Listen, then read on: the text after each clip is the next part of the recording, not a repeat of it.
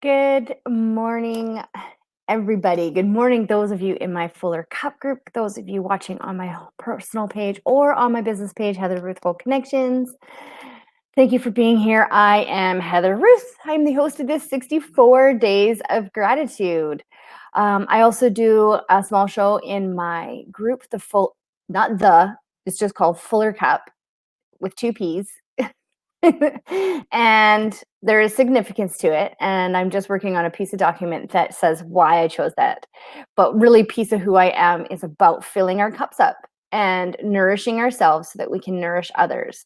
And one of the quotes that I say a lot, good morning, so thank you for being here, is when we heal the self, we heal others. Or when we heal a parent, we heal a child. And this is so true.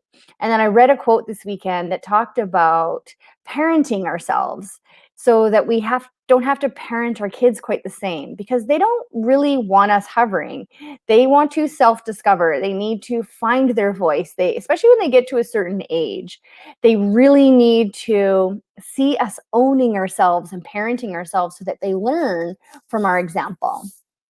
And I learned that, and which is perfectly goes into my gratitude that I had on the weekend was rebirth.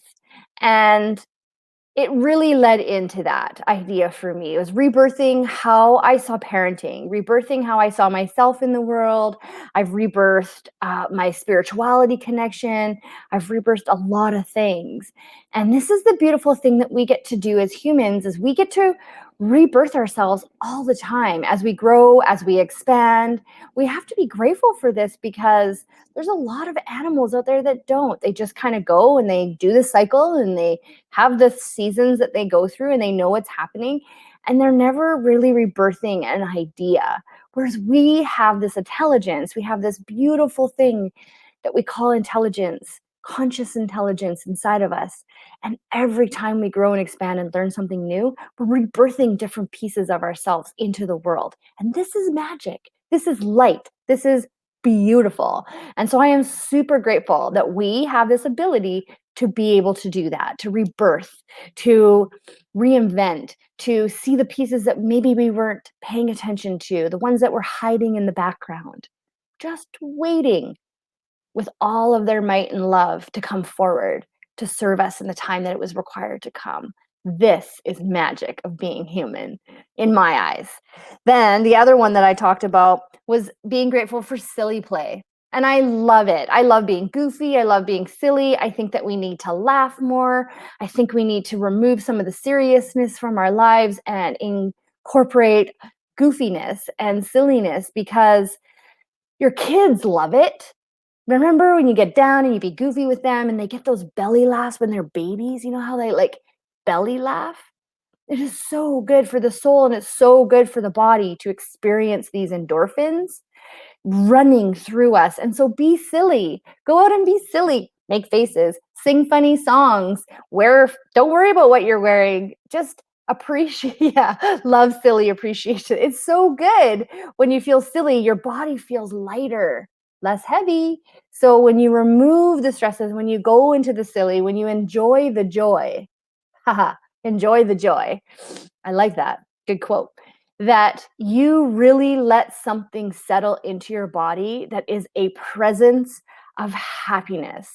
Because I've never said go and achieve happy, because honestly, one of the biggest things that I struggled with when I was dealing with my major anxiety attacks and my panic attacks and my almost like minor agoraphobia when I wasn't going out of my house for a while, is the understanding that I was taking life way too seriously, that I wasn't allowing the flow of silly to come in. And silly is one of my highest gratitudes. When I was beating my husband for the first time, I was looking for his silly.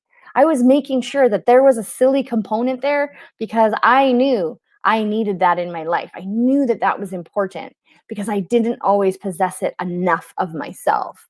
And now I fully embrace it. I'm okay with being a bit silly. I wear my hair differently. I dress funny sometimes. And I love it, because it makes me smile and makes me feel lighter on a daily basis.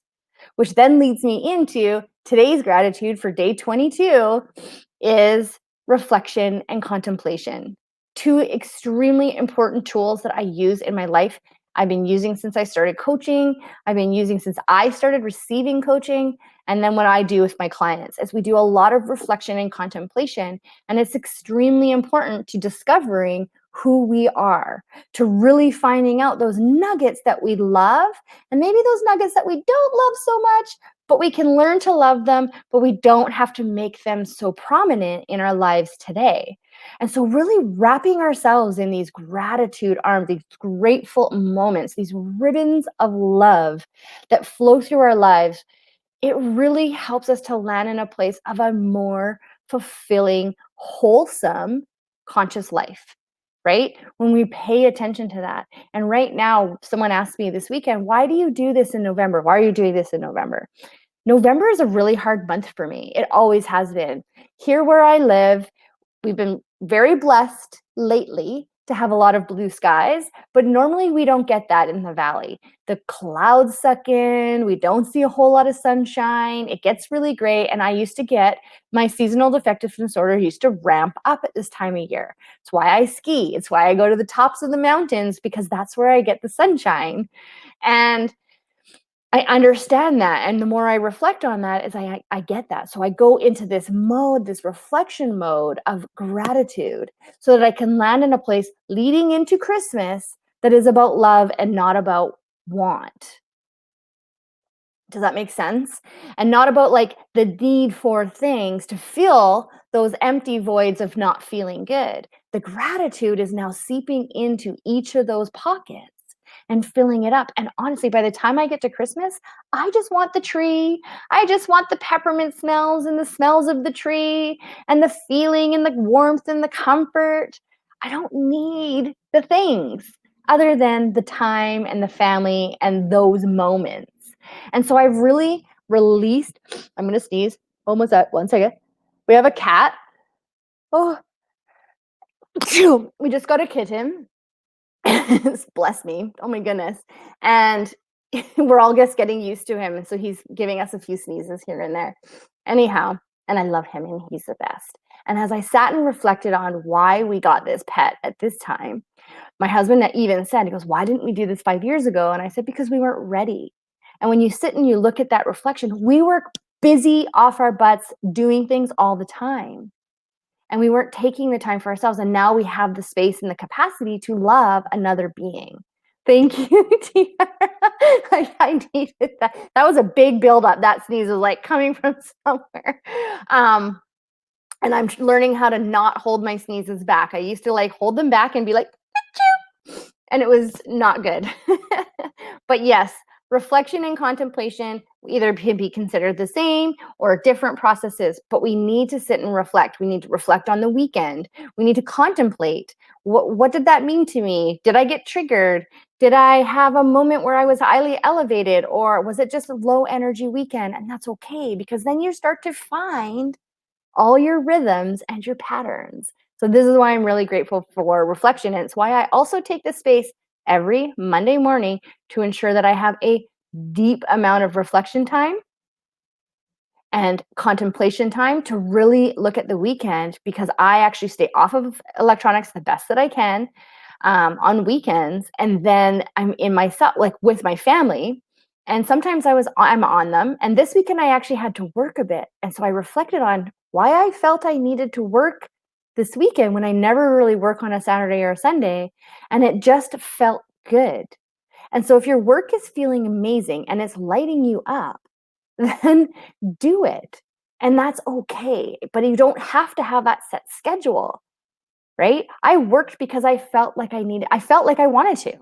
And so I did it. And I just explained that to my family. And we were having a really mellow weekend. And so I did. And it felt good. It didn't feel like I was taking away. And so this is what's important about reflection, is to really look at and make sure that you were present in all of your daily activities throughout the weekend and today, and then reflect on how you set up your week coming forward. Now, as a numerologist, I balance a lot of my week based on the energy of the day. And that's how I kind of move through my calendar. I don't necessarily look at it from a Monday or a Sunday through Saturday, but it's more on the energies of the day. But that's my choice. That's how I choose to be. It's how I roll. And however you roll works for you. And I think that that's beautiful. So reflect on that. And when you find yourself comparing what other people are doing, that's that's a notice. You're sitting in comparison. So when you're in reflection, if you find that you're comparing what you're doing to others, take note. These are really, really good pieces. So take time today, sit in reflection. Today's a really good day to connect to yourself. It's a really good day to connect with other people that are helping you connect to yourself, or that you just might need to talk to. So take the time today to sit with you, to really reflect and contemplate on what's going on in your world, and have a really heartfelt conversation with that. Because if you're not feeling grateful, how can you get there? If you're not feeling grateful for what's happening for you, how can you get there? Right? How can we get into that space? Because when you feel gratitude, love, and happiness, that just seeps on in, and it's like a never ending fountain of beautifulness. So I hope you have a wonderful, wonderful Monday morning. I will catch you on the flip side. I will see you tomorrow for day 23. I love you guys. Thank you for being here.